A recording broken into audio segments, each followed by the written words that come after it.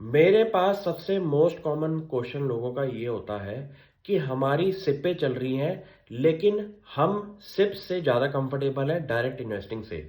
मेरे पास सिर्फ एक आंसर है, इसकी कैलकुलेशन पे आप थोड़ा ध्यान देना।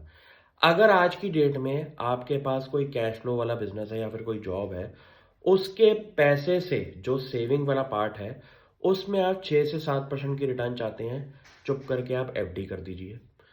अगर इससे ज़्यादा रिटर्न चाहिए 10 से 12% की, म्यूचुअल फंड कर लीजिए जो आपकी सिप चल रही है। लेकिन अगर आपकी जेस्टेशन पीरियड बड़ा है, आपकी रिस्क एपिटाइट अच्छी खासी है, तो अगर आपको मिनिमम 20 से 25% की एनुअल रिटर्न चाहिए, तो सिर्फ और सिर्फ स्टॉक मार्केट ही ऐसी कैटेगरी में आपको रिटर्न दे सकता है। क्योंकि अगर कोई बंदा स्टॉक मार्केट के अंदर प्रॉपर क्राइटेरिया के साथ काम करेगा और वो अपना सब्जेक्टिव व्यू रखेगा मार्केट के अंदर अपनी खुद की एनालिसिस करके, तो मुझे लगता है कि ऐसा काम करने से 2 से 3 साल के टाइम पीरियड के बाद आप मार्केट बीटिंग रिटर्न्स लेके आ सकते हैं अपने पोर्टफोलियो के अंदर। इसके अंदर सबसे बड़ा टेस्ट ये होगा कि आपको पहले 2-3 साल, अगर आप न्यू भी हैं डायरेक्ट इन्वेस्टिंग के अंदर, तो पहले तो आपको 2-3 साल ये चेक करना है कि इस मार्केट के लिए आप बने भी हैं या नहीं।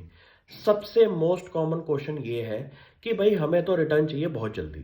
जल्दी मिलता ज़रूर है, लेकिन इसके अंदर एक जो पेशेंस लेवल है शुरू के टाइम पीरियड का, वो काफ़ी लोगों को समझ नहीं आता। रीज़न बीइंग, लोगों को ये लगता है कि हमारी म्यूचुअल फंड के अंदर 10-15% की रिटर्न आ रही है, स्टॉक मार्केट में इतनी आ नहीं रही, तो हम अपना पैसा, दिमाग जो है, वो डायरेक्ट इन्वेस्टिंग की जगह म्यूचुअल फंड में लगाते हैं।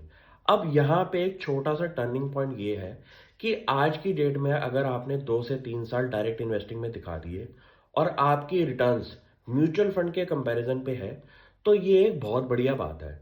क्योंकि 99% लोगों का इतनी कैटेगरी में भी रिटर्न्स फॉल नहीं होता। अगर आपने 2-3 साल मार्केट के अंदर निकाल दिए ऐसे करके, तो आप एक नेक्स्ट लेवल ऑफ ग्रोथ पे आ जाएंगे। इसमें क्या होगा कि आपके पास कुछ वॉच लिस्ट वाले स्टॉक्स होंगे और आपकी मार्केट को लेके एक अंडरस्टैंडिंग बिल्डअप होगी कि मार्केट को अगर जीतना है तो मार्केट के साथ रह के जीता जा सकता है। इसका ये आंसर ये है कि हम कभी भी ये वाली स्टेटमेंट ना बोलें कि भाई हम तो मार्केट को टाइम करेंगे, मार्केट के अंदर फॉल आएगा हम पैसा तब लगाएंगे। मार्केट ऐसे कभी नहीं चलती। आपको हमेशा मार्केट के अंदर इन्वेस्टेड रहना पड़ता है। इन्वेस्टेड का मतलब ये है कि सपोज आपका 10 लाख रुपए का पोर्टफोलियो है और आपके पास सरप्लस कैश के अंदर कुछ गुंजाइश बची हुई है कि अगर मार्केट फॉल होगा तो मैं वो सरप्लस कैश लेके मार्केट के अंदर लगाऊंगा। लेकिन जब तक आप मार्केट के अंदर इन्वेस्टेड नहीं रहते, मार्केट के रंग रूप को नहीं समझते, तब तक आप मार्केट की रीडेबिलिटी के अंदर आप नहीं आ सकते। क्योंकि मार्केट को रीड करना दुनिया के हर एक्सपर्ट भी हार चुके हैं कि मार्केट को रीड कैसे करना है, कि मार्केट यहाँ से ऊपर जाएगी या नीचे जाएगी या क्या होगा। इस स्टेटमेंट से दूर रहना शुरू कर दीजिए। उससे अच्छा ये है, मार्केट को समझने की कोशिश करें कि आज की डेट में अगर आप ऐसा मेंटल एप्टीट्यूड लेके बैठे कि यहाँ से अगर मार्केट ऊपर जाती है तो मैं थोड़ी सी प्रॉफिट बुकिंग करूँगा, मार्केट यहाँ से नीचे जाती है तो मैं अपनी पोजीशंस जो मैंने सोची हुई थी वॉच लिस्ट के अंदर, उन पोजीशंस पे काम करूँगा। अगर आप इस स्टेटमेंट पे ध्यान दें तो आपको ये समझ आ जाएगा कि मैंने ऐसी मार्केट रीडिंग को लेके कोई बात करी नहीं है। क्योंकि मैं कभी भी मार्केट को प्रेडिक्ट नहीं करता। मैं ये प्रेडिक्ट करता हूं कि अगर मेरा स्टॉक जो मैंने वॉच लिस्ट में डाला हुआ है वो मेरे कंफर्टेबल लेवल पे आ जाए तो मैं उसको खरीद लूंगा। मेरा पोर्टफोलियो स्टॉक अगर मुझे इस लेवल की रिटर्न दे रहा है और मेरे टारगेट पूरे हो रहे हैं स्टॉक को लेके, मैं स्टॉक में प्रॉफिट बुकिंग करूंगा। और ऐसा करते करते आपको क्या होगा, 4 से 5 साल के टाइम पीरियड में आपके पास गिनती के कुछ स्टॉक्स होंगे जिसमें आप मैसिव ट्रेडिंग करनी शुरू कर देंगे। क्योंकि आपको ये समझ आ जाएगा 4 से 5 साल के टाइम पीरियड में कि इस स्टॉक के अंदर 10-15% का एक मूव आता है जो मार्केट ने कभी देखा ही नहीं और ना कभी दिखाया है। क्योंकि लोगों को ये लगता है कि हमने ये 100 रुपए की चीज ली और 115 पे हमने 2-3 साल के बाद निकाल दी और हमने सिर्फ 15% कमाए। नहीं, अगर आप मार्केट में ट्रेडिंग के माइंडसेट से आप बैठे हैं तो इसी स्टॉक के अंदर आप अगले 3 साल के अंदर मिनिमम से मिनिमम 10 से 15 बारी ट्रेडिंग करके पैसा कमा सकते हैं।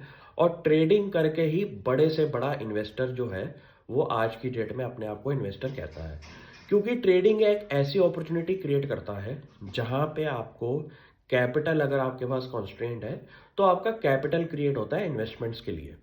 मैंने पिछले 10 सालों के अंदर बहुत ज़्यादा ट्रेडिंग करी। उस ट्रेडिंग से ही मैंने अपना कैपिटल क्रिएट किया इन्वेस्टमेंट्स के लिए, और उन्हीं स्टॉक्स के अंदर इन्वेस्टमेंट्स करी जहां पे मेरा थोड़ा सा लगाव लगा रहा कि यार ये स्टॉक के मेरे पास 100 शेयर तो होने चाहिए, इस स्टॉक के मेरे पास 200 क्वांटिटी तो होनी चाहिए। ऐसी चीज़ों के साथ आप काम करें और अपना सर्कल ऑफ कॉम्पिटेंस बढ़ाएं।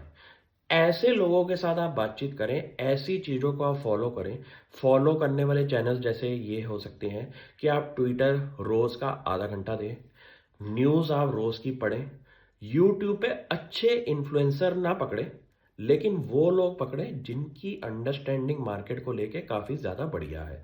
क्योंकि कोई बंदा अगर अपनी कंपनी को समझाने में 5-10 मिनट लगा रहा है और उसकी बात में आपको लगता है दम है, तो ऐसे लोगों को आप फॉलो कर सकते हैं। इससे आपका अपना लर्निंग जो कर्व है वो बहुत बढ़िया होगा कंपनियों को पढ़ने में। अगर ये चीज़ें आप फॉलो कर लें, मुझे लगता है कि आप खुश होकर लोगों को ये बता सकते हैं कि म्यूचुअल फंड सही है, लेकिन उन लोगों के लिए सही है जो कि 10-12% की रिटर्न से सेटिस्फाइड है। अगर आप स्टॉक मार्केट में काम कर रहे हैं तो आपका मिनिमम बेस क्राइटेरिया 4 से 5 साल के टाइम पीरियड में ये होना चाहिए कि मुझे तो 20 से 25% की रिटर्न चाहिए होती है अगर मैं शेयर बाजार में काम कर रहा हूँ। ये स्टेटमेंट हर पुराने ट्रेडर इन्वेस्टर से पूछिए, उनके लिए भी ये एवरेज अमाउंट होती होगी।